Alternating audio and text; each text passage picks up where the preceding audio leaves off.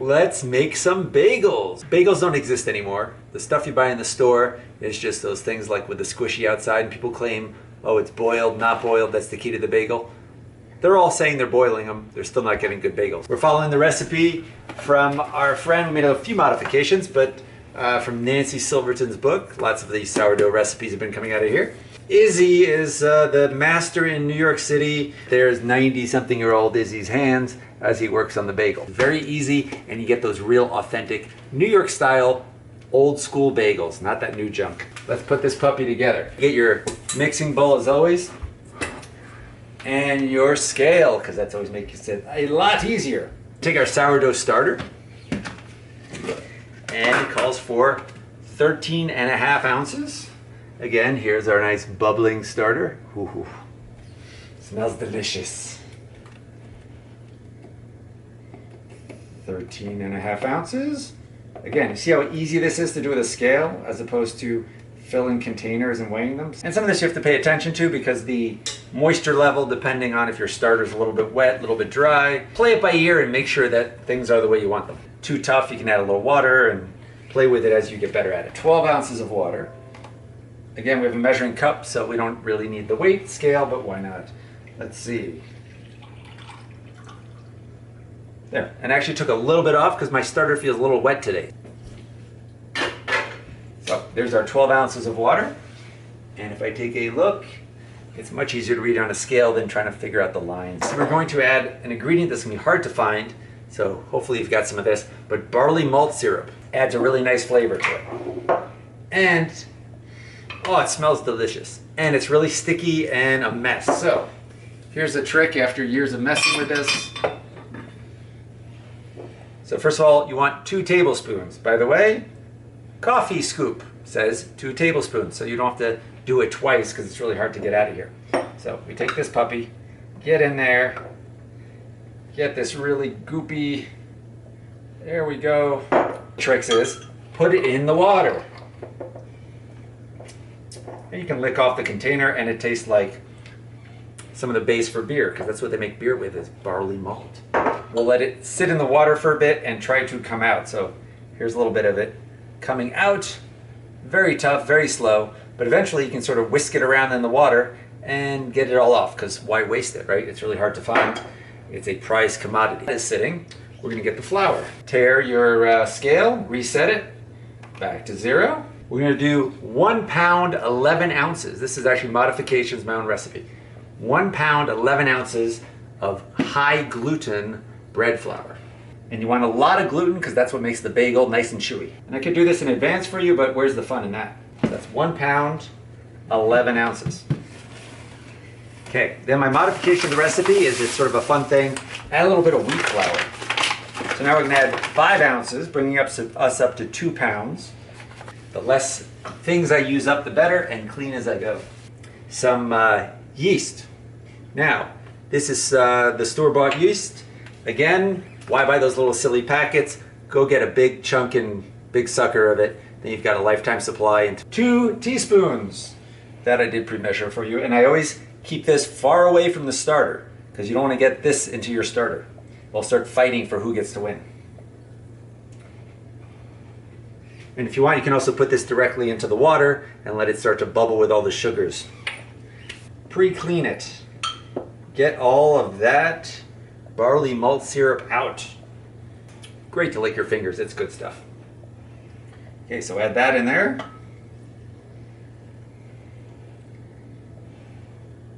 And what you'll notice is it was a total flop. Sometimes we make mistakes. Normally I drip most of it and then use the water to get a little bit out. Doing it this way, it all decided now to coat the glass. So next time you do this, get it into the bowl and only use the little bit that you couldn't get out inside of the measuring cup. What's next? Next we're gonna have to add some milk powder. 6 tablespoons. Again, I've got this 2 tablespoon one and 3 of these 2 tablespoons. Oh, that lovely milk powder. And try to keep your stuff labeled, like right there it says milk powder. Why? Because last time, or one time a while back, it looked, you know, it was kind of late at night, I was tired, and so I looked at the thing and didn't realize it was the semolina that I used instead of the milk powder because they weren't labeled and I just wasn't paying attention. So now it's labeled, and yes, they do look very different, but oh well, things happen. 1 tablespoon of sea salt. Normally everything goes in except the salt gets held off for later. This one, salt goes right in. And yes, you don't measure normally over the bowl in case something goes wrong. Bad idea. Just like you never crack 20 eggs into your special recipe and then find one of them's bad and you're screwed. So you crack them into something else and then put them in. All right, we want 2 ounces of sugar, and as always, I like to use brown sugar when possible, so we're gonna go brown sugar. So again, pull out our friend Sugar Bear. 2 ounces of brown sugar. And again, with our help from Sugar Bear, keeping it nice and fresh and not dried out. 1 more ingredient to throw in. And it is also sometimes hard to find, but hopefully you should be able to find this one. Gluten. Why are we adding gluten? Well, because bread is formed by having the gluten protein create what they also call gluten strands of, as you mix it, they get tighter and tighter and keeps it firm. And like a bagel, you want less doughy, so you actually want even more gluten. So high gluten flour and extra more gluten. So here's your extra more gluten. 1 tablespoon of extra gluten. Oh yes.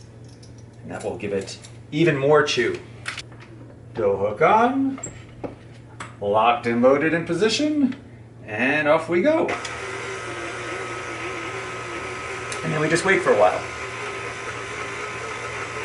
Now this bread is for bagels, and so it's actually really chewy and very stiff because of all that gluten. So what you'll find is, depending on your mixer, you don't want to burn out your motor.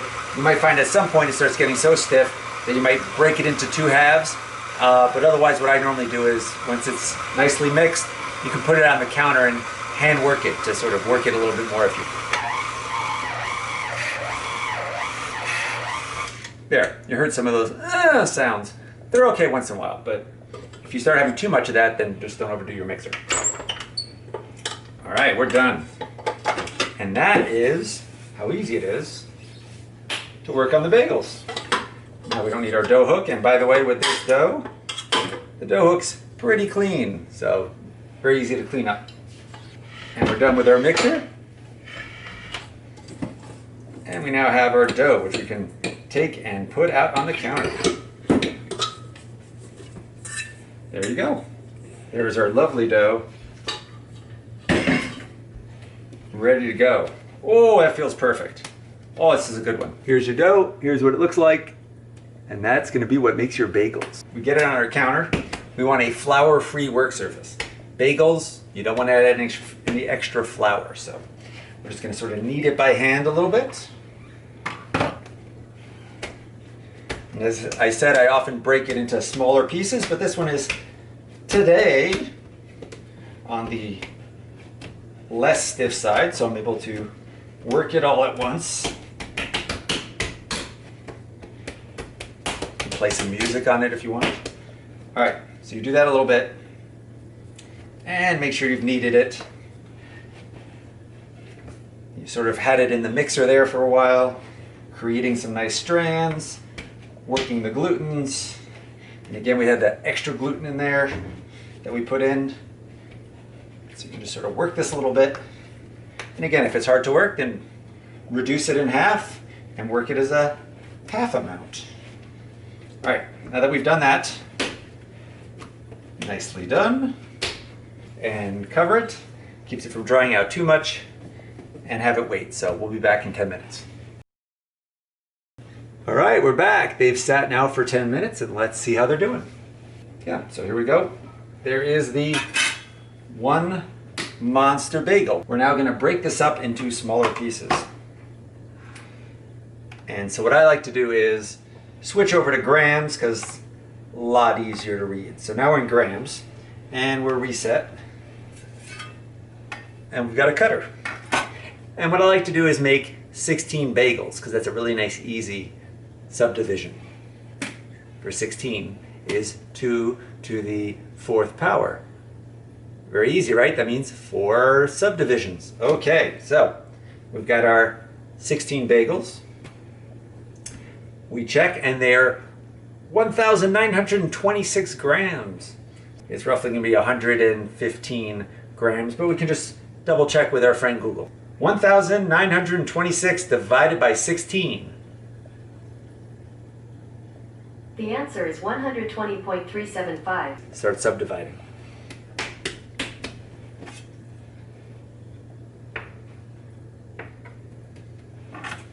One at 896. The other one at 890. Close enough. Now we're going to subdivide again. All right, we're at 450 each. Remember to keep them together in a unit. Because when you subdivide it, don't go putting the wrong one with the wrong one. Okay, now we subdivide again.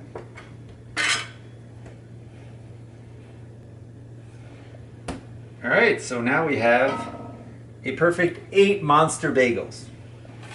But we're going to keep going. We've got a bunch of bagels around 115 grams each.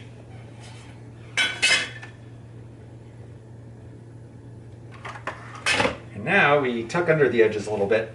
So just work them in, sort of make them into a nice little ball. See, things like this, we've got these little pieces we added to get the right weight. So you just really want to make sure that they're just nicely connected and part of the whole so they merge together. There is our pretty closely even 16 bagels. 15-minute bagel time. 15 minutes, starting now. And we'll let those rest for 15 minutes. All right, we'll be back later. Let's get the final bit going, and then they go in the fridge for 12 to 24 hours. And they sit, and while they sit, they kind of dry out on the outside, and that sort of helps get them a little more crunchy. So they're actually going to sit there, and they're going to sit covered with a cloth in the fridge, but not in a plastic bag. So they're actually going to slowly dry out on the crusty outside, and then we'll rehydrate them later once we boil them in water. And that boiled water, or the water on the top that you boiled them in, will sort of seep in just on the outside, and then as they cook, right away, that'll evaporate, which will dry them out even more, making them crunchy on the outside and then sealing in the moisture in the inside. Okay, we're going to see this. And do a time lapse as you watch me do these. So I will show you a couple, and otherwise we'll just sort of roll them all up. So I like to keep a little bowl of water around so that if they're not rolling on the counter, I can just sort of dip my hand in a little bit. All right, so you take this guy, and we're just going to sort of roll it. And right now it has enough moisture, so I don't need to add any water, but you might find different ones. And you sort of start at the middle, pushing the middle, rolling back and forth, and I'll sort of give you a better angle where you don't see me and you just see this. So you roll them out, roll them out, roll them out. There, now we have a tube, nice tube. Now you wrap it around and you put it to your palm of your hand. So again, palm of your hand that way, put it down and roll it some more. I find often the counter doesn't work, I just roll it against my own hand.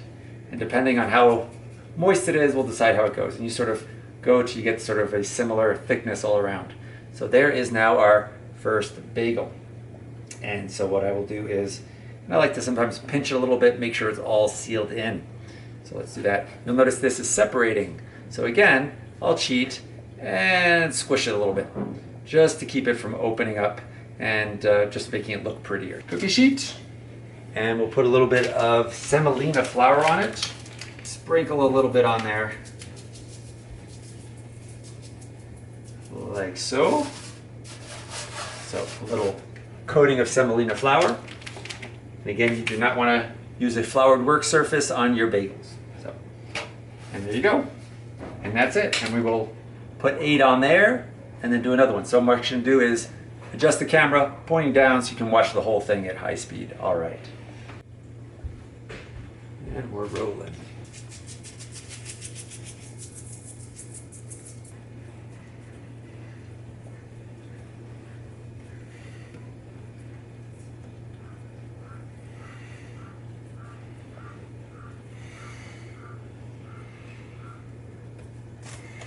Get the cloth, cover it up.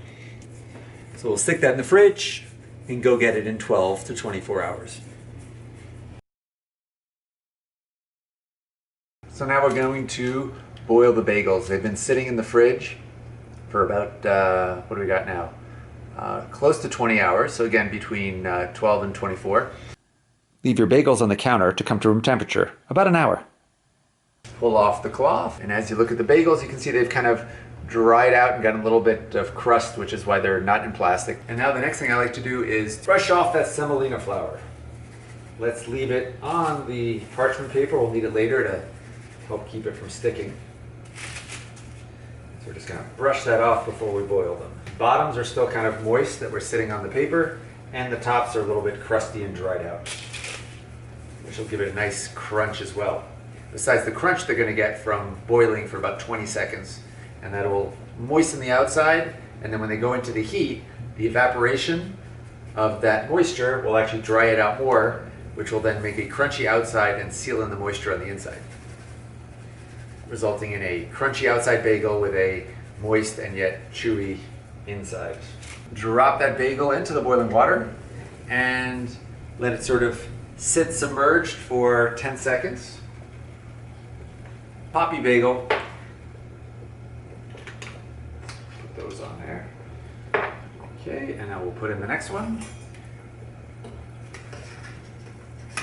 There we go, so it's been 20 seconds roughly. Pull it out of the boiling water, and I like to dunk them on both sides, and that way you can't tell the top or the bottom from the bottom. So there's our first one. And so what you often do is to make sure they stay submerged, depending on if they float or not, and it varies depending on moisture content and all sorts of things, is keep them submerged for 10 seconds, so sort of push them underwater. And after 10 seconds, then you can let them come up and float.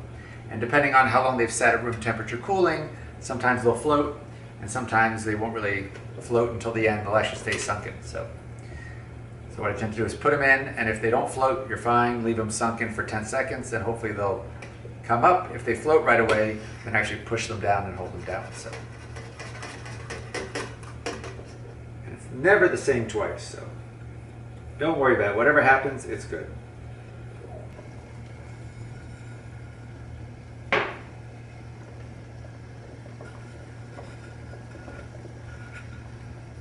Take the bagel, put it in, sit in the water, keep it submerged for 10 seconds. 1, 2, 3, 4, 5, 6, 7, 8, 10. And put in the next one. 2, 3, 4, 6, 10. Out the bagel. Get rid of the excess water. Bring it over here to the toppings. And let's get some seeds all over that one. And there we have it.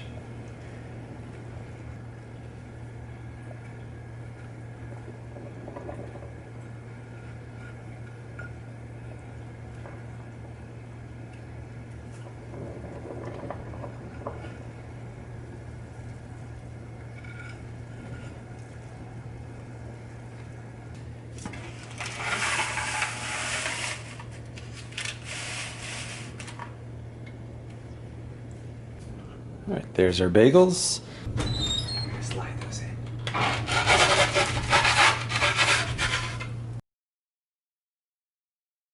Well, time's gone by, 20 minutes to be exact, at 4:50 on the pizza stone. Let's go get those bagels and see what they look like. Oh, that's nice. Watch out for the steam that comes out when you open the door. After they cool for like an hour or so, or 2 hours, somewhere in there, and they're cool, whatever ones you don't eat by then, stick them in a bag, put them in the freezer, and then you can just thaw them later. And you thaw them at like 225 for about 15 minutes, and then they're as good as new. But if you don't freeze them, within 24 hours, they're gonna start getting stale and no good, so. The bagels are good.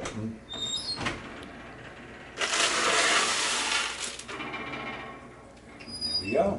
There's our lovely bagels. Now we'll put them on the cooling rack over here with the previous batch. And again, let them cool for a few minutes and then pick the flavor you want and use those for your lunch, breakfast, whatever. Here's some of our bagels in the freezer. And by the way, I take the loose seeds that are hanging out in the bottom and sprinkle them out once I'm done and reuse them for the next batch. So why waste those foods, right? So I made sure to say, hey, why should there only be toppings on the top? So there's now bottomings. 15 minutes roughly at 200 or 225 or something like that is perfect. All right, we're back. We just pulled them out of the toaster oven and now let's cut them open. There's our bagels. We'll use a serrated knife. Ooh. And our first look of the inside of the bagel. Look at that. It's got a crunchy outside, soft inside with some chew, just like Izzy likes it. There's our 2 bagels. We've got these different toppings. And again, I used to eat my bagels as a sandwich like this, but now I've taken to eating them as an open-ended sandwich, so I like the idea of having toppings and bottomings. All right. Yes, I will trademark that name. We're gonna put some chives on this bagel because, hey, why not? So one thing to do with chives if you want is go to the garden, grab some chives, stack them up. The more you put, the less work you have to do on chopping them. So there we go, get them all nice together. And then just, there you go.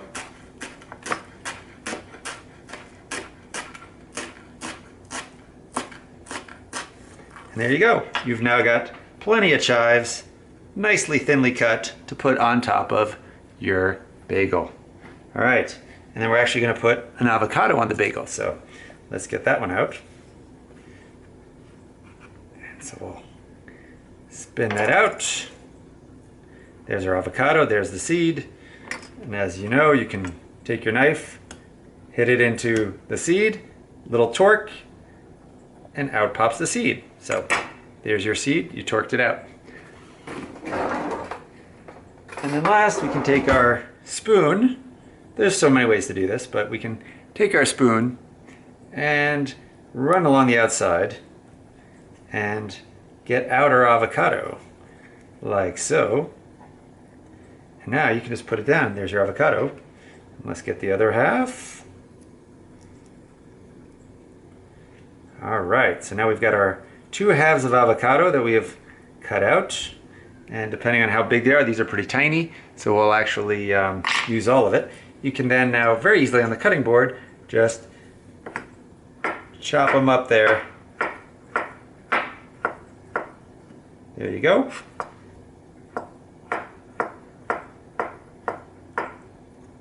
And now we have all these great slices that you can now put on top of your bagel. A shallot. A lot of these things come from the garden, of course, not the avocado. The shallot did.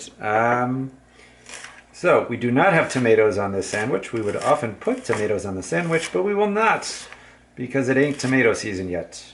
And if we use those tomatoes in the store, they're pretty boring. Little sprinkle of, there we go. Some nice shallot to give some flavor, though we've also got the chives, so that'll be plenty. And then we'll also get some capers. And we got a little lettuce out of the garden too, so lettuce, and some capers. Now let's get this puppy going. Lovely cream cheese on here. There we have it. Get nicely cream-cheesed bagel for our lunch. Always try to keep the bread out of the cream cheese, otherwise it will get moldy on you. Let's get some capers on here. Let's sprinkle these on. Here's our nice lox. Chives on top. And then we'll hide it underneath, so therefore people won't know that there's the missing spot, so we can just cover it up there with some avocado. And we'll grab some fresh lettuce. A little bit of red leaf, why not? Add some color. And there you have it. Ta-da! And in case it's not a foo, you can just put a little side order of leftover pizza as well.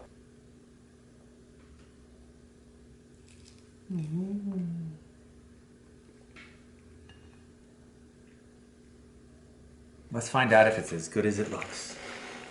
There's our nice lox bagels and cream cheese. Looks like I got the poppy and sesame one. Mmm. I can taste all the different parts. Got the chew of the bagel, none of that doughy junk, but that good chew, and some crunch on the outside. Perfect.